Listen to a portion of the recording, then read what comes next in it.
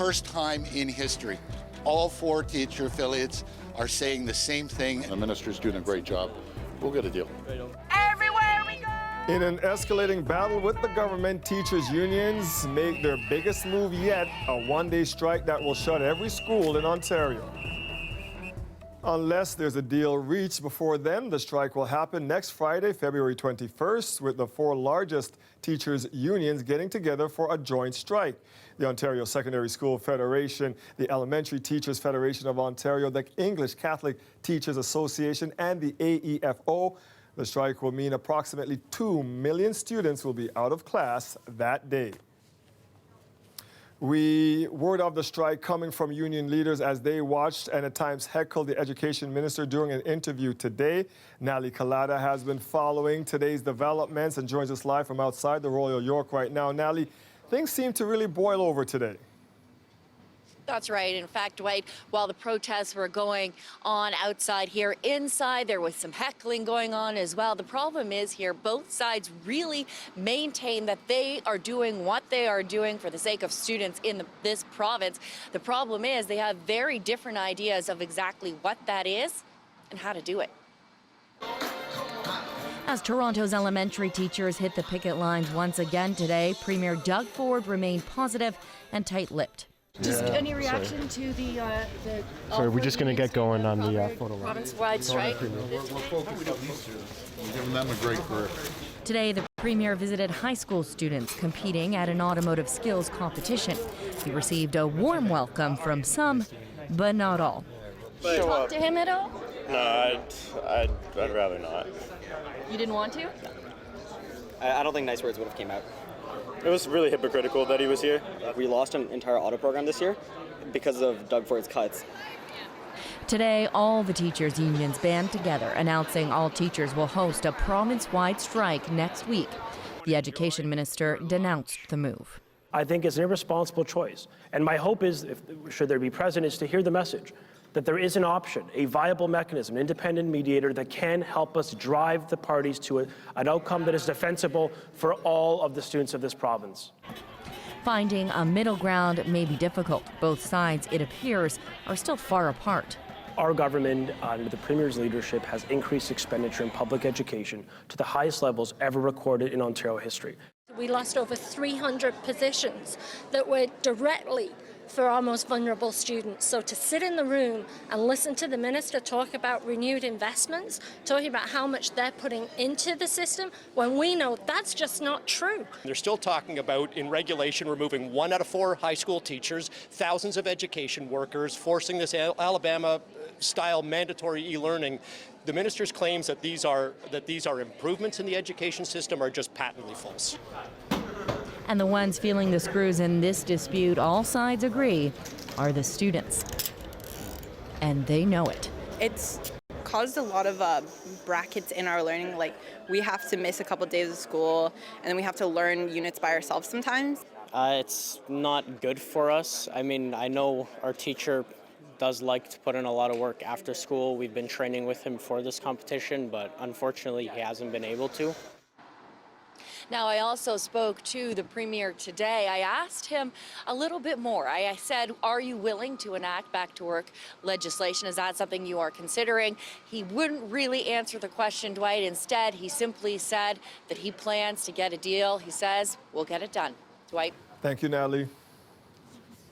After their school burned down in May 2019, York Memorial students started the school year off here at Scarlett Heights. Well, the TDSB is now looking at maybe moving them again. It's become costly, and we need to look at other options.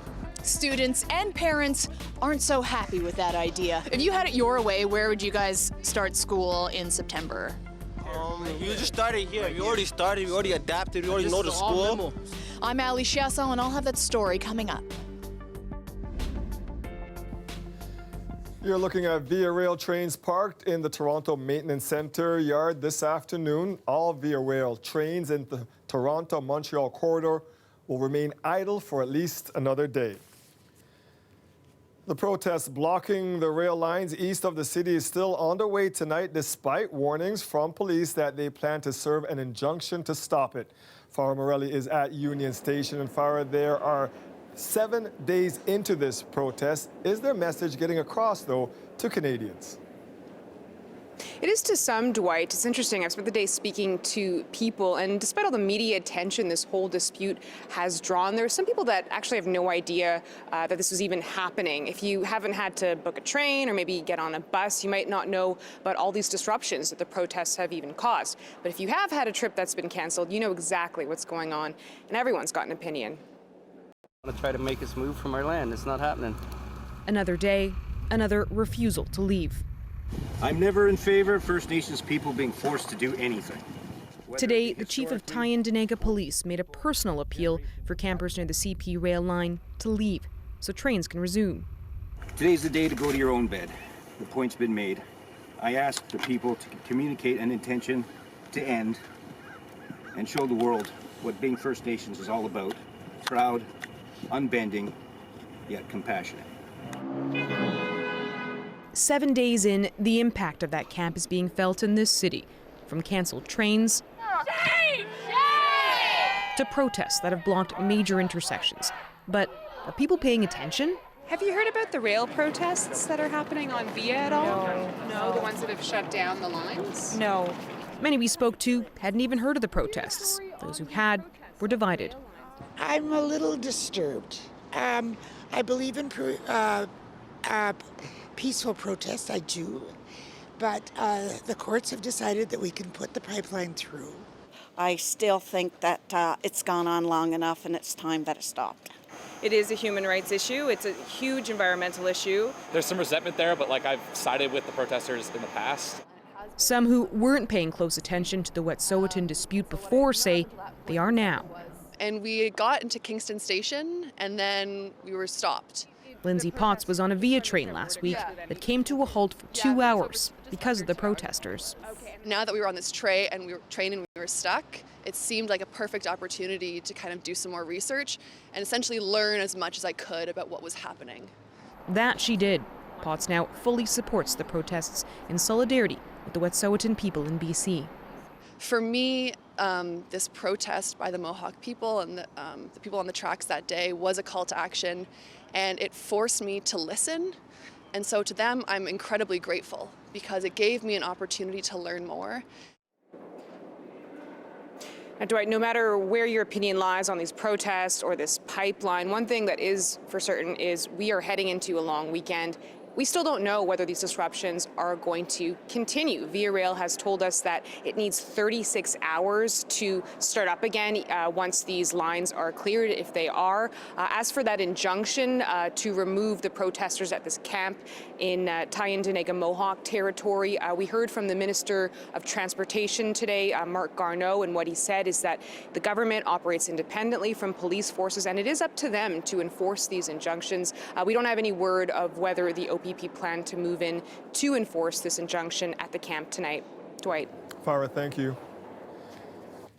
The determination to control development on their territory by the Wet'suwet'en hereditary chiefs has support across Canada, while some 20 band councils in northwestern BC agreed to allow such development. Others in the area say their voices don't count.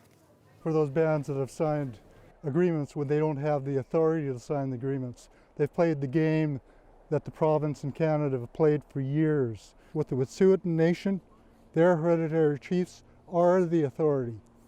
No one else can make deals. No one else can speak for them.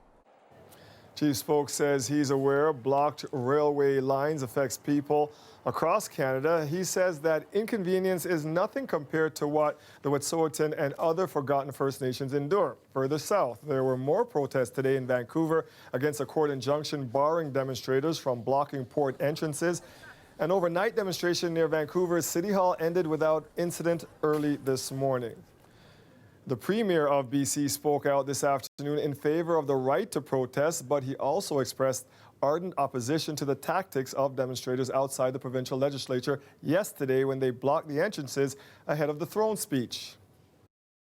Peaceful demonstration is fundamental to our success as a democracy.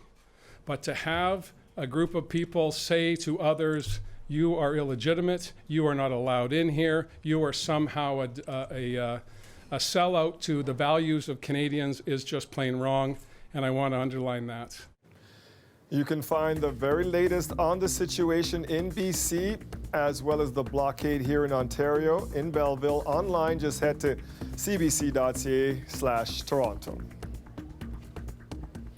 First, their school burns down. Then York Memorial students move into a rival school to finish the year. They started this new year in yet another school, and now we're learning they might be moved again. Alicia Hassan with how students are speaking up to stay put. You can take the students out of the school, but you can't take the school spirit out of the students. Mustang pride. Mustang pride.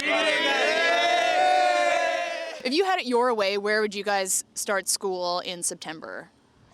We just started here. We already started. We already adapted. We already know the school. So, you know, we have to keep us together. This old Scarlet Heights building has been their temporary home. It's good. The space, everything's here now because we have our books and stuff we didn't have at the start of the year. And yeah, we like the school. Many thought this would be their new school while their old one gets rebuilt, but that's still years out. And the Toronto District School Board is considering another option, moving the students into their rival school. What's it going to be like to have to relocate again? I don't know, that's going to be hard. York Memorial students finished the 2019 school year by moving into George Harvey Collegiate Institute, and it wasn't a great experience then. 100 people in the gym at once for a gym class, which is kind of messed up. And then sometimes we couldn't use computers and stuff because Harvey kind of came first there because it's their school. So they had first priority. I feel like I didn't even fit in, I didn't know no one there, man. Everyone was different classes. I was lost every single day, every single week. I came late to class, I missed important class time, and I feel like it could have been so much better, it could have been more organized. The TDSB is considering giving consolidation another try because paying for the students to take the TTC all the way to Scarlet Heights is... It's become costly, and we need to look at other options. The expense of the bus tickets, the level of absenteeism that's existed, and the fact that it's so far. George Harvey is about a 10-minute walk from York Memorial. Scarlet Heights, where the kids go now, is over 5 kilometers away. We've gone from, for most of us, and because we're all from the community, a really short trip to get to school every day. You don't really have to stress about getting to school on time or anything like that, to now upwards of an hour plus commute to get to this building. At the very least, York Memorial students want some stability and to have their say. Cool, so you have your own petition here that you started. Yes, so we have over 300 signatures right now, even from a bunch of teachers, support workers, family members can sign it, a lot of different people can sign it, so it's just for the community and anyone who supports our cause. They will have their say in the 3-month consultation process that starts with the school board at the end of this month. Alicia Hassan, CBC News, Toronto. Hamilton is here. The Broadway hit will take the stage in just a few hours. We'll take you to the Ed Mirvish Theatre a little later in the show.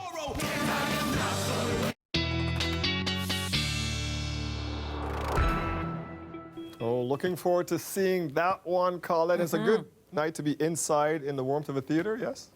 Yeah, it will be for sure. I feel like a broken record, right? Always saying, oh, temps above seasonal, temps running above seasonal. Okay, today, again, temps running above seasonal, but I'm going to be talking about temps falling well below seasonal as we head into Thursday, but especially Thursday night into Friday morning. So colder air on the way. I hope you enjoyed today where those temperatures were still somewhat mild, and they are at this hour 1 degree 0 for those of you watching from Markham. Cloud cover, of course, has pushed in, but the snow is still not showing up on our radar here in the GTA. However, it's on the doorstep here into southwestern Ontario, starting to poke its nose in, coming towards the Niagara region where it will fill in a little more quickly. For us, it's going to be later evening hours as we get towards 10, 11 o'clock. It starts to make its way in and then carries on through the overnight and has an impact on the commute tomorrow morning. Now, I'm stopping this in the middle of the night because I want to show you something. We have a cold front that's coming coming in and the system to the south. So areas like the Niagara Peninsula are going to see some enhanced snowfall here.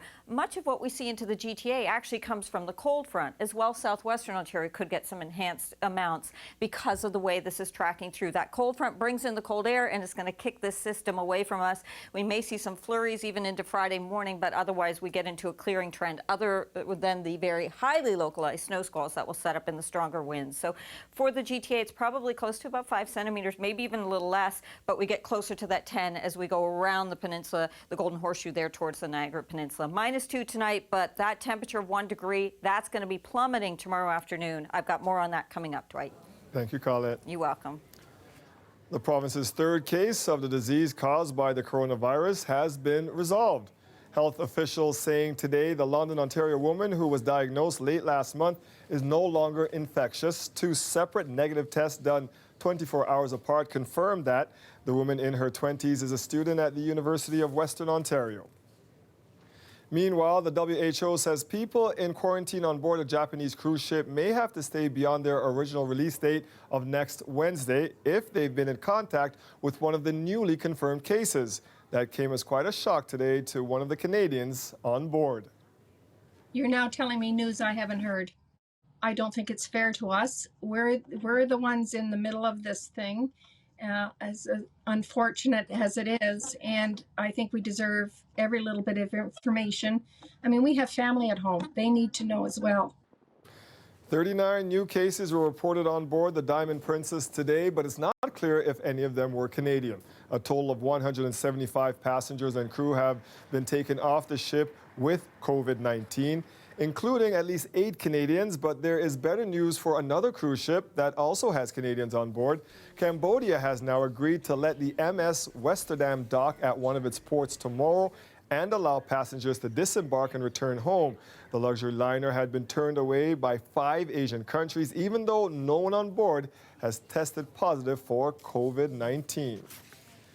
There's a glimmer of hope today in the worldwide fight against the coronavirus. For the second day in a row, the number of new cases reported in China dropped, and the list of countries affected by the illness hasn't changed in over a week.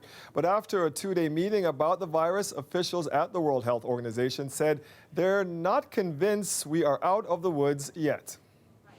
The number of newly confirmed cases reported from China has stabilized over the past week. But that must be interpreted with extreme caution. This outbreak could still go in any direction. The total number of cases is still rising. More than 45,000 people have now tested positive for COVID-19 illness, and more than 1,100 people have died. All but one of the deaths and the vast majority of cases are in China. Today, a top Chinese medical officer predicted the outbreak would peak by late February and end in April. Prime Minister Justin Trudeau is in Senegal today as he drums up international support for Canada's bid for a seat on the UN Security Council. It was supposed to be a feel-good visit, but as Catherine Cullen explains, a definite difference over human rights emerged. Prime Minister Justin Trudeau began his visit to Senegal by seeing for himself the horror of people stripped of their rights. In the 1700s, people were locked up here, crossing through this door of no return onto slave ships. We must pledge ourselves to remember and to act, to move beyond this terrible part of our past. Here, the Prime Minister is reflecting on incredible human rights abuses. But today he is also facing questions about whether he is doing enough to speak up about problems now. Trudeau has come to Senegal to thank an ally for its support for Canada's bid for a seat on the UN Security Council. The Prime Minister has insisted his charm campaign hasn't stopped him from speaking frankly about rights, but today showed why that can be challenging.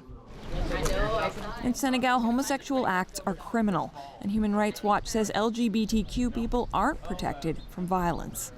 Trudeau says he raised the issue briefly. In our conversations, of course, I talk about human rights, and we recognize there's always more work to do. President Macky Sall insisted the law isn't homophobic, as the Prime Minister listened. Ask Senegal to legalize homosexuality, and by tomorrow there's a gay parade. You can't do that because our society doesn't accept it, he says. Asked what the difference between homophobia and anti-gay laws were, the president said he'd explain later, and then walked away. Catherine Cullen, CBC News, Dakar. You might have noticed Raptors president Masai Ujiri there on the trip with the Prime Minister. Today, he commented publicly for the first time on a lawsuit brought against him by a California security guard who said Ujiri assaulted him after the Raptors won the NBA championship last year. It's malicious in a way, you know. To me, it's incredible that things play out like that. I think something incredible was taken away from me, and I'll never forget it. It's one of the things that drives me to win another championship, because I want to be able to celebrate a championship, you know, the right way. And this thing will be settled. It will be, the truth will come out. Moments after the final buzzer, an altercation happened between Ujiri and Officer Alan Strickland, who claims he stopped Ujiri because he didn't see his on-court credentials. Strickland alleges that Ujiri hit him in the face and chest. Prosecutors already said Ujiri would not be criminally charged. The lawsuit claims that Strickland has since suffered severe emotional and physical distress. After the break, remembering an outspoken and influential journalist. Christy Blatchford has passed away. We look back on her decades-long career next.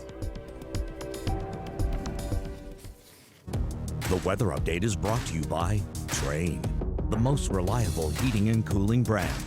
It's hard to stop a train.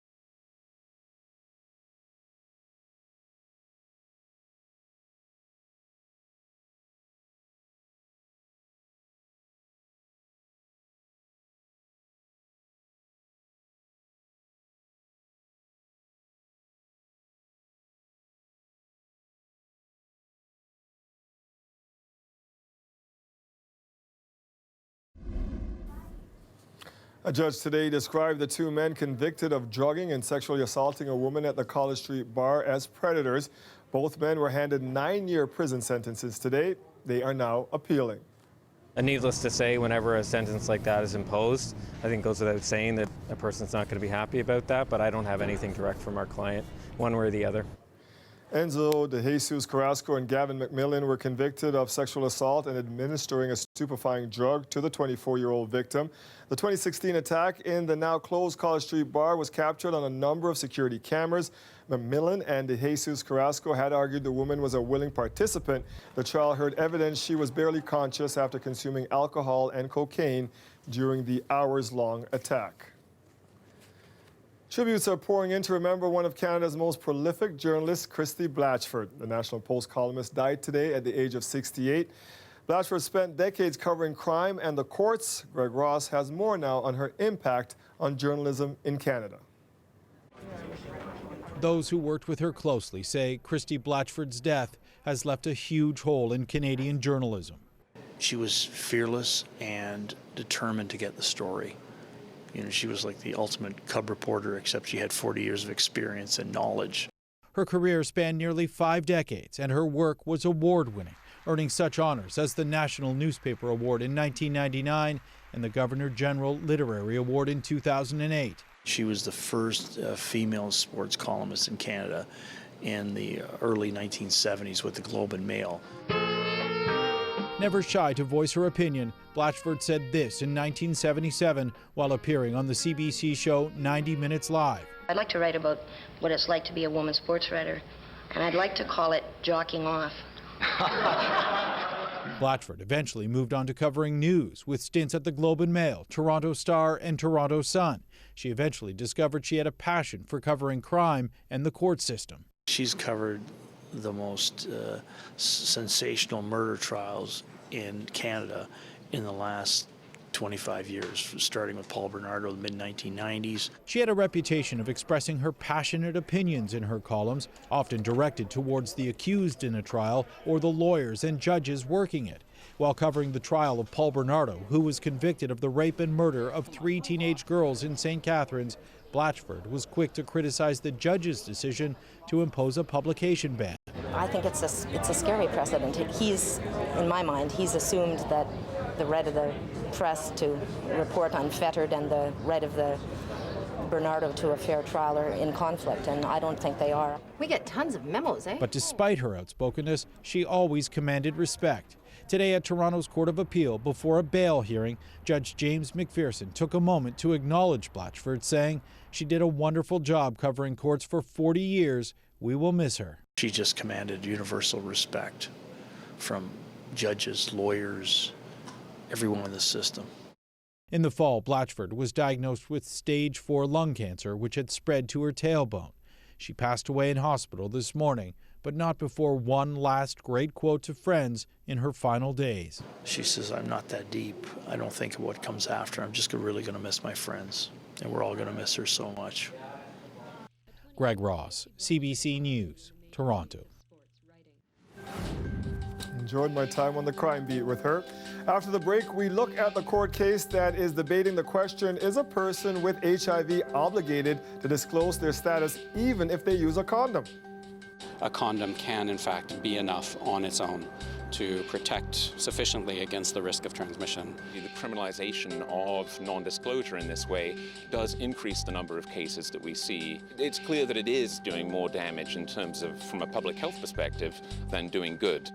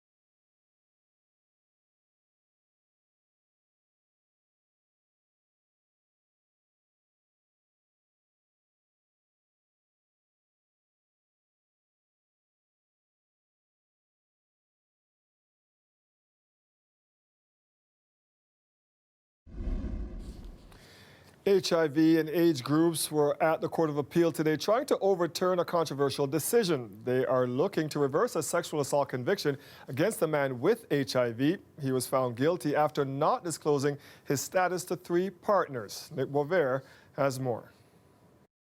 The issue being considered by the Court of Appeal is this: is a person with HIV obligated to disclose their condition to their partners, even if they use a condom? So the law on that is muddy, but the man launching this appeal was prosecuted and convicted for exactly that. Happened in 2017 after he had sex with 3 women and didn't tell them he was HIV positive. He did, however, use a condom in all of the encounters, and none of the women contracted the virus. Now, people arguing for his acquittal say he did more than enough to protect them, and that science shows that condoms are, in fact, extremely effective at preventing HIV. The courts should in fact find that based on the scientific evidence in front of them in a given case, a condom can in fact be enough on its own to protect sufficiently against the risk of transmission, that people should not be criminally prosecuted and convicted for aggravated sexual assault. The Crown Attorney didn't dispute the effectiveness of condoms, but she did point to the possibility of human errors. Since those are always possible, she said the convicted man unilaterally imposed risk on his partners. Still, there are larger concerns about the message that this criminal conviction could send. Public health experts generally say that HIV transmission should not be treated as a criminal issue, but rather a public health issue. And they say that treating it in a court like this has larger implications on the mission to prevent HIV. If you actually look at how much transmission happens, probably the criminalization of non-disclosure in this way does increase the number of cases that we see of HIV transmission rather than decrease it. So that's been looked at from a public health perspective, and probably it does not have a public health benefit. At the end of 2017, the Federal Department of Justice said HIV non-disclosure cases should generally not be handled at criminal courts, but that announcement came after the man's conviction. The 3 judges presiding over his appeal are now deliberating on the decision. We don't quite know when they will make their ruling. Nick Boisvert, CBC News, Toronto. A public year-long scrap between 2 neighbors over a dog finally came to a close. Last year, the dog Bruno bit a woman who'd come to walk him, and now the Rottweiler Shepherd mix has been declared dangerous for the 2nd time. The dog now has to live with certain restrictions, has to be muzzled at all times, can't be on off-leash dog parks, has to be microchipped, requires training. Many of these have already been done. Bruno, seen here in this video, bit his neighbor when she showed up to walk him in January 2019. Initially, the city's Animal Services Department issued a dangerous dog citation, but Bruno's owner appealed the decision and won. But that decision sparked Animal Services to demand another review. Yesterday, the tribunal overturned its own ruling, insisting that the bite confirmed that Bruno is a hazard. Bruno's owner is also facing a $200,000 civil suit.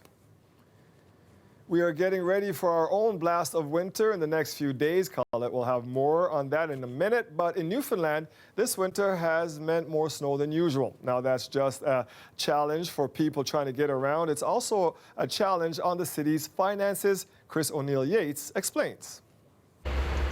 Another day, another snowstorm, or at least snow falling. Today, we're looking at 10 to 15 centimeters of snow. Schools are closed. Some flights are delayed, but this is really a situation of snow accumulating, because ever since the big dump of snow we had, that 76 centimeters of snow a couple of weeks ago, it just keeps falling, and these snowbanks just keep getting higher. It's turning out to be a bit of a challenge for the city of St. John's. It has an annual snow clearing budget. That amount is $17.5 million this year, with a reserve of $2 million. Already in the month of February, they're predicting that they will be over their snow clearing budget by $4 to $5 million. So when you look at the budget, that includes the contracting costs, the people they've had to bring in, the overtime, equipment, the cost of running the machinery, that it seems to be steadily out clearing the sidewalks and the streets here in St. John's. This morning, the mayor of St. John's, Danny Breen, spoke with reporters about what he plans to do to try to meet the budget this year without raising taxes. We have a $2 million reserve that we hold that's fully funded. So we think that through management and through looking for efficiencies and being able to use some of the surplus funds that we have, we should be able to offset this cost, and the federal relief as well. So with more snow in the forecast for today and in the month of February, we're only partway through winter. The big challenge for the city is to find enough money to keep up the snow clearing operations.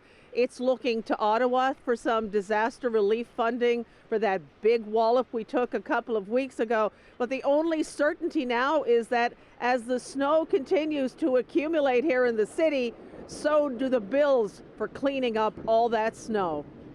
Chris O'Neill Yates, CBC News, St. John's.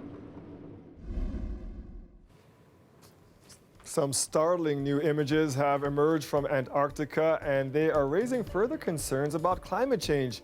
The barren, snow-covered landscape has a surprising new look. The snow is gone. The area around a Chilean research station about 800 kilometers off the tip of South America is virtually snow-free. Parts of the region have been posting new record-high temperatures. Researchers say the giant ice sheet that covers the continent is in danger of disintegrating. That could lead to a gradual 3-meter rise in global sea levels.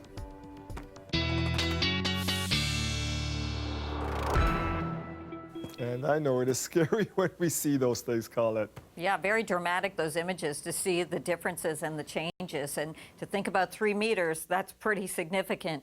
Well, we have some somewhat significant weather coming in the short term our way. At least some active weather is coming tonight and into Thursday. We are looking at some snow. The temperatures, though, are going to be plunging as well once that moves through. So think tomorrow afternoon and then carrying on into Friday. We'll get into a bit of a rebound with those temperatures, though, on the weekend. However, we'll see a little bit of flurry activity. So another system going to kind of skirt through on the weekend. Let's walk you through it all. Our current temperatures just above freezing, 1 degree in Toronto and Oshawa, but -1 for Hamilton, 1 for you folks there in St. Catharines, where you may see a little bit of enhancement of the snowfall. So the radar showing how it's just trying to make its way towards the Niagara region. It's going to hit you first and be there for a longer duration. So because of that, that's why the accumulations will be a little higher. Niagara Falls, St. Catharines through that area, Grimsby perhaps as well. Southwestern Ontario may see some enhancement too in those accumulations. So there's the system that's to the south and the cold front that's bringing in that Arctic air to the north. The two kind of coming together, but this front is really going to be kicking that system away and saying, no, thank you. You head over towards the east coast. So that helps actually to keep our accumulations down a little bit. But through the overnight, we are going to see this even later this evening, making its way into the GTA. Think around 10 o'clock, 11 as it starts to push in. We'll have that snow overnight into tomorrow morning's commute. Yes, it's going to be a wet one and a slower one. And then as the cold front passes, the winds will pick up. They're going to shift to the northwest, and our temperatures will be falling in the afternoon. Still some flurry activity and eventually some squalls, highly localized, but some squalls will set up. So we may even see some flurries lingering into Friday morning before we get some sunshine, thanks to high pressure pushing in. There you go in terms of the accumulations. It's close to 5 centimeters or maybe even less for Toronto, it's looking like now, but 7 centimeters, close to 10 as you go towards St. Catharines. Again, just you're going to see it for a longer amount of time with it being filled in. It becomes somewhat spotty. We're getting more of the precipitation in the GTA from the cold front than really that system to the south. These are your temperatures overnight tonight, way above seasonal still, but not hanging in there because they'll be falling tomorrow. And that means by the afternoon, the wind chill, the temperature will be -5, but the wind chill -12 as we get into those afternoon hours. And then we're dropping to -19, Dwight, Thursday night or think Friday morning. We haven't been that cold. It's been more than a year, the beginning of February 2019. Wow. Thanks, Colette. Here we go. Yeah, you're welcome. Still ahead, we take you live to the Ed Mervish Theatre ahead of tonight's performance of Hamilton. But first, This victory here is the beginning of the end for Donald Trump. oh, New Hampshire is feeling the burn, and the field of front runners for the Democratic presidential nomination is narrowing. More on that coming up next.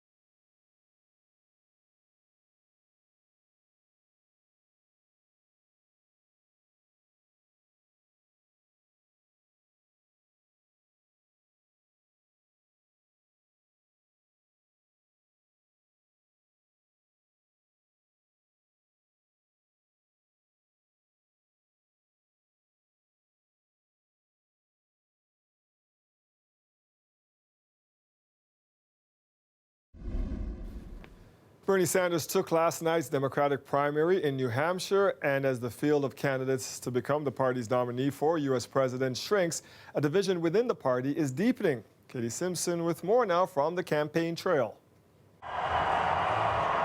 Call him the frontrunner. Senator Bernie Sanders lived up to expectations in New Hampshire. We're feeling great. We think we're on a path to victory.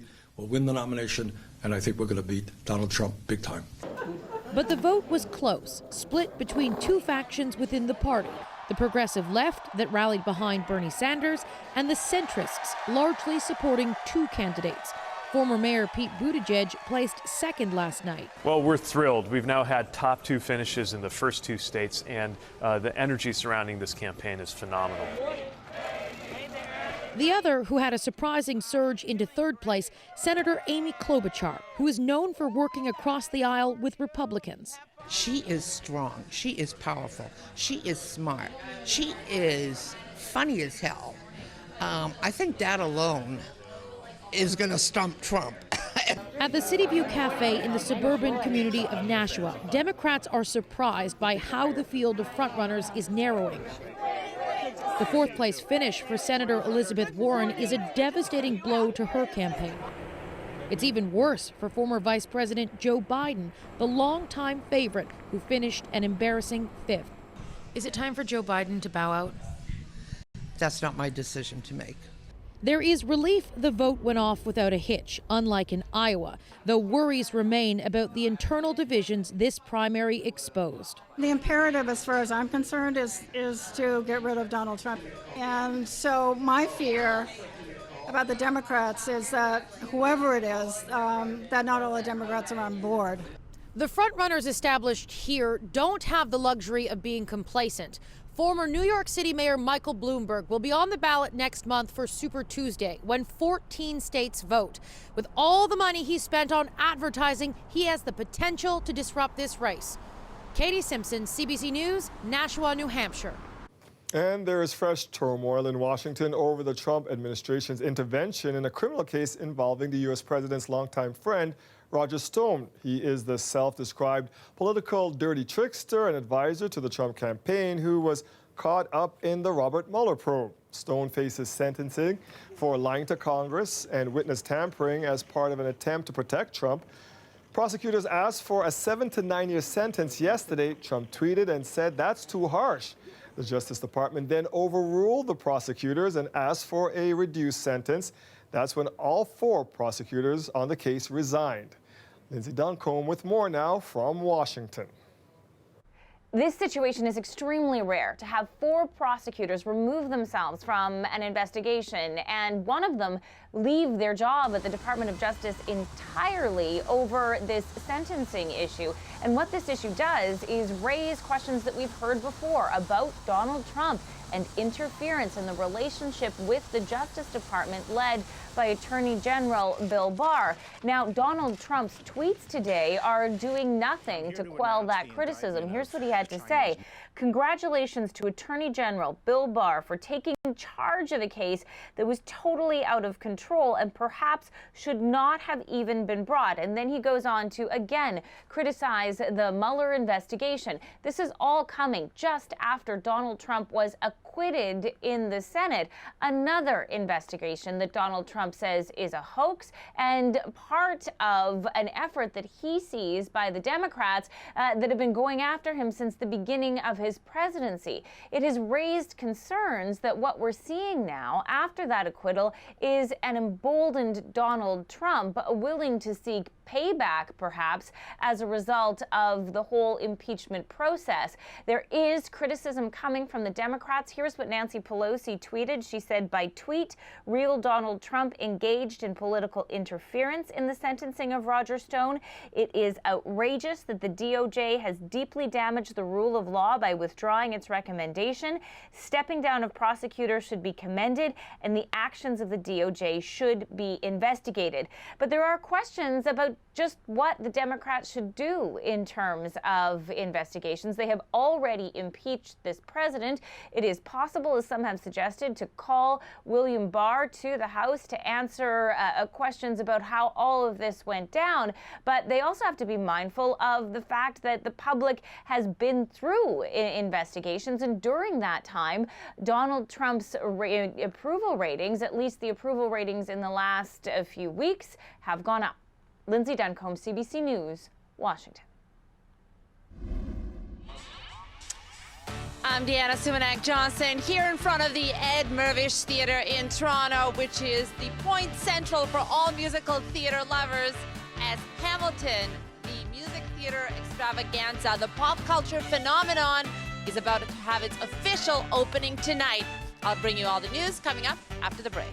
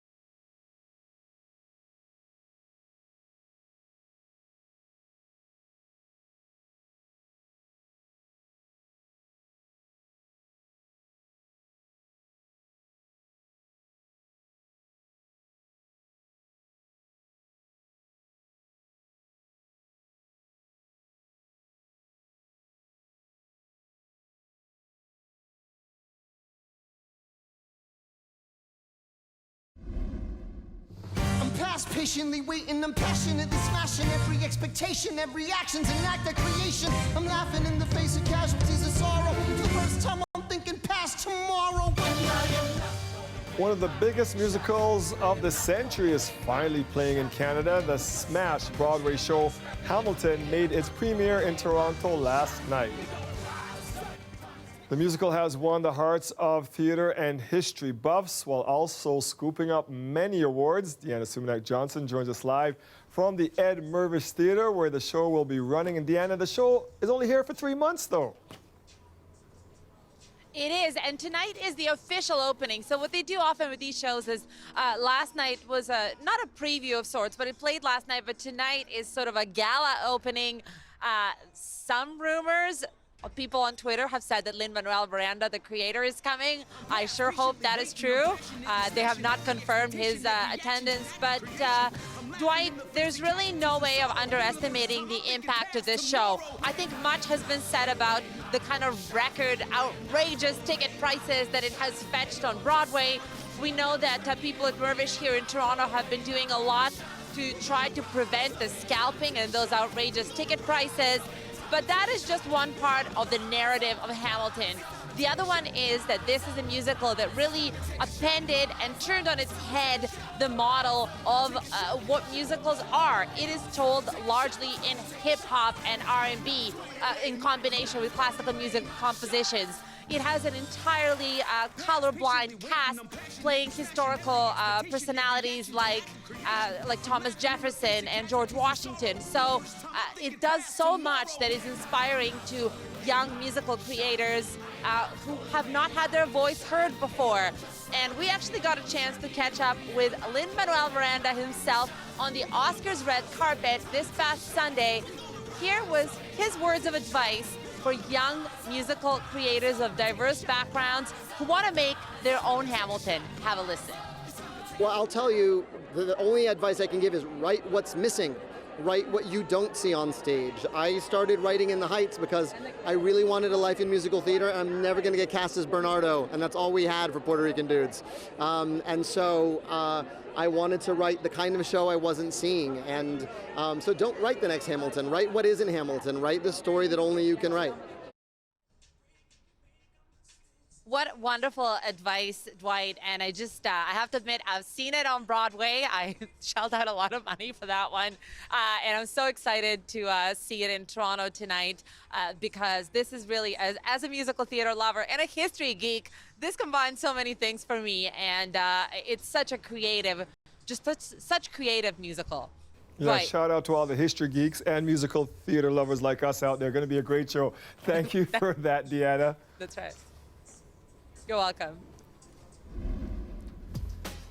Bring out those blankets. It's going to be a chilly few days as we head into the weekend. Colette's back after the break.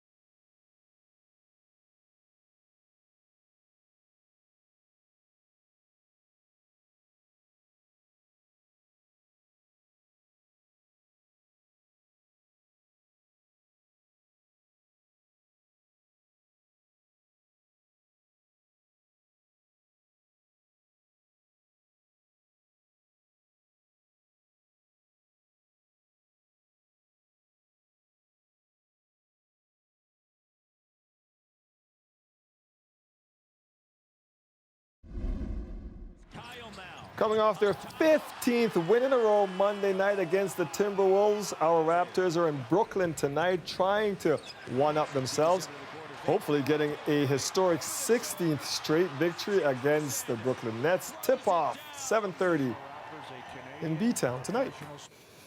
That's right, and all eyes were on New York last night for a sport of a different kind, at least for us dog lovers. The best in show goes to the Standard Poodle. Yeah! The top prize in the annual Westminster Dog Show was awarded to a 3-year-old standard poodle named Siba with those huge pom-poms. She does have some big pom-poms there. Puffs of hair. She's the epitome of a New York City Dog Show winner, but the fan favorite, Dwight, was clearly this golden retriever named Daniel. The crowd in Madison Square Garden was chanting Daniel's name, but he came in third because this whippet named Bourbon came in second. 10th time a poodle has won America's top dog. Guess how many times a retriever has won, Dwight? I'm not sure, Khaled. Never. Oh, that's not nice. Can you believe that? I just love the poofy hair. Isn't that crazy? Like the groomer, that probably takes longer than it takes to do my hair. That's a very cool afro on that dog. Well-deserved win, but you know, I kind of like that retriever. I won't lie. My retriever, to me, best in show. That's why. All right. So the cold is coming. Yes, very cold air is going to be moving in. So the temperatures are actually going to be falling off tomorrow afternoon. So instead of getting warmer as the day wears on, it gets colder. Okay. We've got the snow coming overnight tonight. We're looking at somewhere in the neighborhood of about 5 centimeters for the GTA, but more down around the Niagara Peninsula and through that region. -2 tonight, tomorrow 1 degree, but then the temperature falling to about -5 by the time we get in the afternoon. The wind chill -12, and then falling after that. We're almost going to -20 for Valentine's Day. A cold Valentine's Day. I know, and Kala's trying to warn you with her heart dress here. Guys, Valentine's Day Friday. That's it for us tonight. We'll see you back here tomorrow.